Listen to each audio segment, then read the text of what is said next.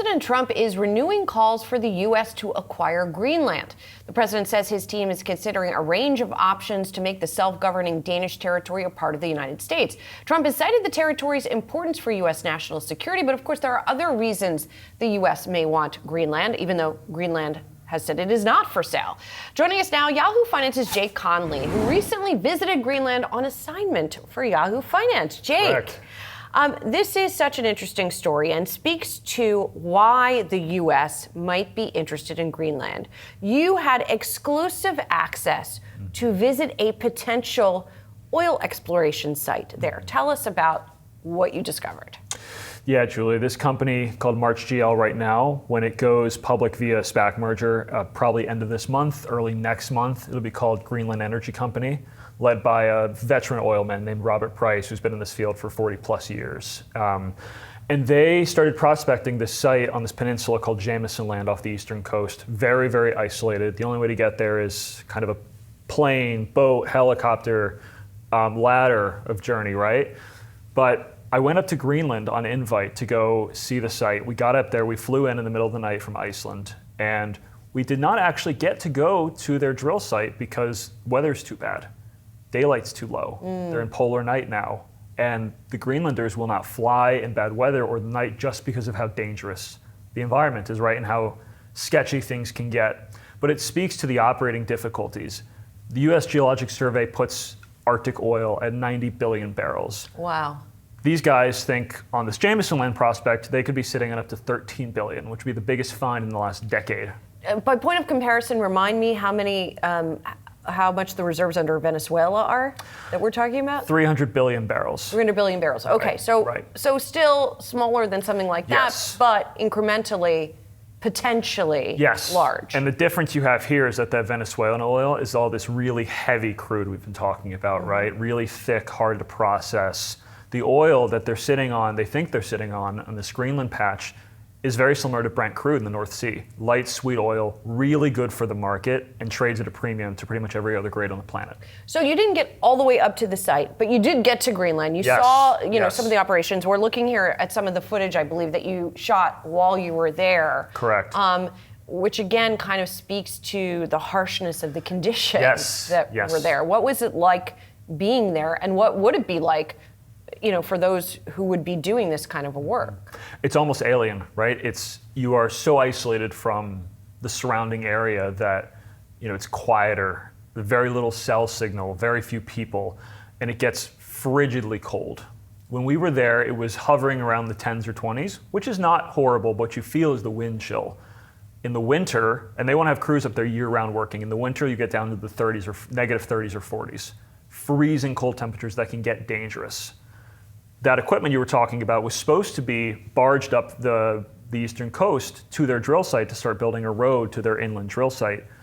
But all the water is freezing, frozen over, so they can't move the equipment until May, which is going to compress all their timelines. Speaks to the fact that operating up there is really, really hard. It's why this hasn't been done before. You deal with weather, frozen water, dangerous storms, isolation. Everything is expensive, takes longer, more dangerous. So why are they doing it? They're doing it because there is opportunity, right? All the other major oil companies in the world, Exxon, Shell, BP, Eni, they've all gone and looked at Greenland. They've evaluated this prospect. There was a period in the 2010s where it looked like a lot of these companies were actually really going to start drilling. All of them pulled back because it's too hard. And the thing that Robert Price, the CEO of this company, told me is that his company is smaller. They don't have the shareholder responsibility needs. They don't have the dividend and risk profile concerns. So he's taking a risk here. It's a huge risk, but if it pays off, it could be a huge reward. And they do have the go-ahead from the Danish Greenland government to do this? Yes. Back in 2021, the Greenlandic government banned the issuing of new oil and gas drilling leases. However, there were 3 or 4 licenses that were operating then that were kept active. This company now has those and is using those licenses, kind of grandfathered in. So it's the only company that has active licenses at this point? That's correct, yes. So let's bring it back then to Trump's quest to get Greenland one way or another. Does that also present a risk to this project? What would happen then? It could. It's really hard to tell how the geopolitics could play out. Right now, Greenland controls its mineral rights. Greenland is an autonomous territory of Denmark, but it has the control over its mineral rights, what's sitting below the subsoil, right? So any oil, any critical minerals, as has been a focus, anything like that, Greenland has the right to. If there were to be a US annexation or something like that, what would happen to those rights would be in question. So there's just too many variables right now to say how the project would be impacted, but I think it's very safe to say there would be some impact. Well, and one would think, I mean, and if this isn't too speculative, the fact that it is a US company going in and doing this would be helpful to avoid disruption potentially. Yes, I think the Trump administration, and this is not confirmed, but I would imagine that they're looking at this project and saying this could be a potentially good thing, right? Because we have US presence. What's the thing that Trump has been harping on about Greenland? Security. Right. China and Russia are starting to use the northern sea route as the Arctic ice melts, as temperatures get warmer. They've been building up military presence there, nuclear submarines, drone tests, things like that. Trump wants US militaristic presence there. Mm-hmm. Having a US oil company there gives the US government another foothold to say we have real American presence. And Jake, lastly, did you have a chance to ask the people there how they feel about all of this? Yes, I did. It shocked me just how excited a lot of them were. To have this development. Not necessarily to have the US take over Greenland. No. This oil and gas development. And the reason is that the reason it's not a sovereign nation right now is because it gets $500 or $600 million USD dollars worth of subsidies from the Danish government. Because Greenland itself cannot offset that money with its own domestic industry because they don't have heavy industry, right? This is still, for the most part, completely undeveloped land.